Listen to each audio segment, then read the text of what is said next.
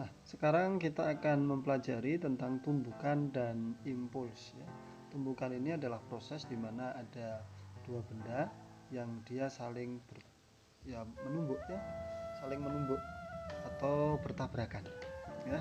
Katakanlah benda yang pertama itu berwarna biru, dia bergerak, terus kemudian akhirnya dia menumbuk benda yang kedua yang berwarna merah itu, sehingga akhirnya keduanya atau mungkin salah satunya dan seterusnya seperti itu akan bergerak sesuai dengan arah F tadi itu.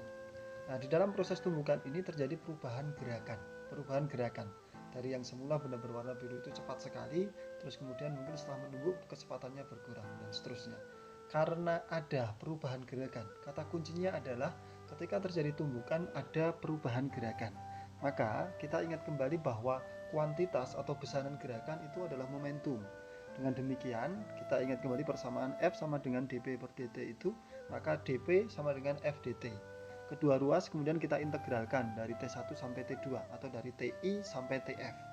Jadi kita akan memiliki integral dP dari TI sampai T2, terus kemudian integral F dt dari T1 sampai T2. Integral dP ini adalah delta P. Ya, jadi kita akan mendapatkan delta P sama dengan integral F dt dari T1 sampai T2 ini. Delta P itu adalah perubahan momentum. Jadi kalau kita gambarkan grafiknya, kita akan memiliki ya bahwa pada sumbu X itu adalah T, terus kemudian pada sumbu Y itu F, kita akan memiliki karena perubahannya itu sesaat, maka T1 sampai T2 itu cepat sekali. Ya, selangnya bernilai kecil sehingga cepat sekali nanti, dan kita akan memiliki profil bahwa seolah-olah seperti bentuknya seperti kurva distribusi seperti itu. Nah, itu adalah besar dari F. Ya, besar dari F itu. F kalikan dt. Jadi F dt itu adalah luasan arsiran tersebut itu, atau delta P-nya itu. Nah, delta P bisa kita tulis juga sebagai P F dikurangi PI atau P T2 P dikurangi PT1. Nah, delta P ini juga sering disebut sebagai I, impuls. Jadi impuls sama dengan integral F dt itu. Dalam kenyataannya, F sering tidak diketahui. Ya, dalam kenyataan yang kita saksikan, F itu nanti sering tidak diketahui. Lalu bagaimana cara kita mengatasi persoalan ini? Karena memang F seringnya tidak diketahui. Nah, kita ingat kembali bahwa delta P atau PT2 dikurangi PT1 atau PF dikurangi PI ini sama dengan F dikalikan delta T, atau F rata, F average dikalikan dengan delta T, sehingga F-nya, F rata itu akan sama dengan PT2 dikurangi PT1 dibagi dengan delta T. Nah, kalau kita buatkan grafik, kita akan memiliki pada sumbu X itu adalah T, ada T1, T2 yang usianya sangat singkat sekali atau selangnya kecil sekali. Terus kemudian pada sumbu Y ada F rata. Nah, pertemuan dua itu, sumbu X dan sumbu Y itu kemudian kita arsir. Nah, itulah besar dari itu F kali delta T itu, besar impuls itu. Ya. Nah, kemudian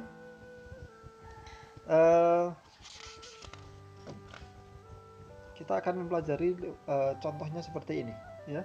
Sebuah mobil itu menumbuk ya, ada sebuah mobil yang dia menumbuk atau menabrak dinding ya, katakanlah seperti itu. Nah, kecepatan awalnya dari mobil ini VI ini sama dengan 70 meter per detik. Kemudian VF-nya, kecepatan akhir setelah menabrak dinding atau menumbuk dinding itu adalah 50 meter per detik. Andaikan massa sopirnya itu 80 kg ya. Terus kemudian kita diminta untuk nanti menghitung ya berapa rata gayanya dan berapa percepatannya. Berapa besar impuls pada sopir ini, I itu sama dengan 300 kg meter per detik. 3600 ya. 3600 kg meter per detik.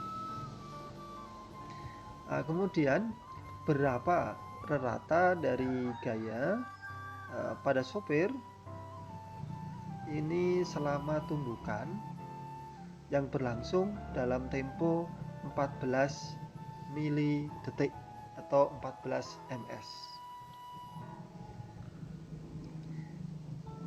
Jadi tumbukannya berlangsung sangat singkat sekali ya. Kita saksikan kalau ada tabrakan-tabrakan seperti itu, tabrakannya itu sesaat saja, ya, sesaat saja. Tabrakan yang sangat pelan, yang bisa kita lihat detailnya itu hanya ada di film, dan itu itu di mode pelambatan gerak ya. Nah, berapa kemudian percepatan dari rata sopirnya itu? Berapa percepatan dari rata sopir itu?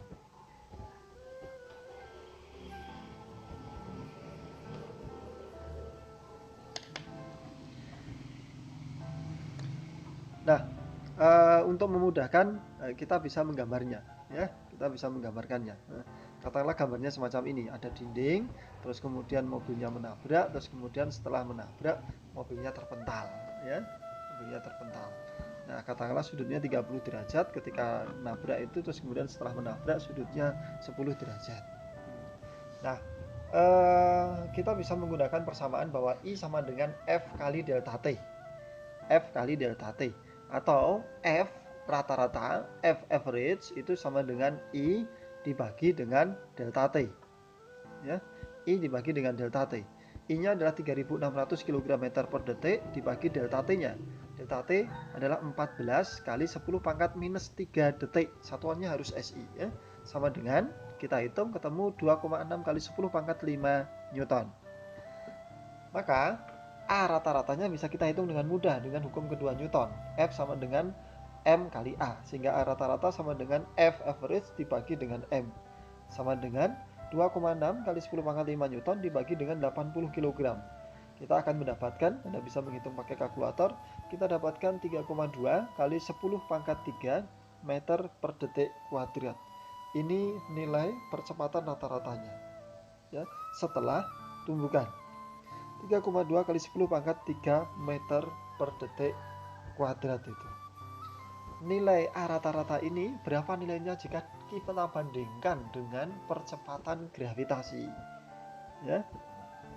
Nah, kita bisa menghitungnya dengan mudah bahwa A rata-rata sama dengan 3,2 kali 10 pangkat 3 meter per detik kuadrat.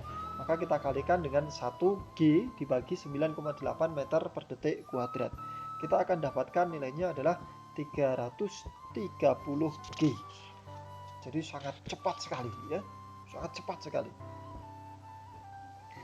Nah, kemudian kita masuk ke kelestarian momentum linear, konservasi momentum linear.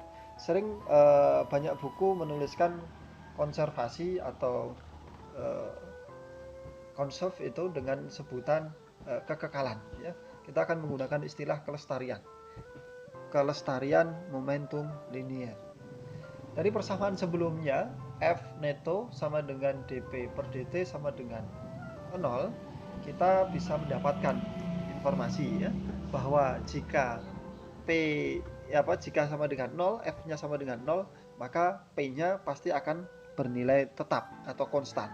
Sehingga kalau P itu bernilai tetap atau konstan, maka dP itu bisa kita tulis sebagai PF minus PI sama dengan 0, sehingga PI sama dengan PF ya. Dengan demikian kita bisa merumuskan hukum kelestarian momentum linear. Hukum kelestarian momentum linear yaitu jika tidak ada gaya luar, yaitu F neto itu sama dengan 0, tidak ada gaya luar, F netonya sama dengan 0. Jika tidak ada gaya luar yang bekerja pada sistem partikel yang tertutup ya, maka total momentum linear itu tidak berubah. Jadi jika F neto sama dengan 0, maknanya adalah tidak ada gaya luar yang bekerja pada sistem partikel tertutup. Maka total momentum linearnya tidak berubah, yaitu P-nya sama dengan tetap. P-nya sama dengan tetap. Nah, di sini ada kata sistem yang tertutup, ya. Ada sistem yang tertutup, ada sistem yang terisolasi. Nah, apa maknanya? Kalau sistem terisolasi itu tidak ada gaya luar, ya. Terus kemudian kalau sistemnya itu tertutup, itu maknanya adalah tidak ada partikel yang masuk atau meninggalkan sistem.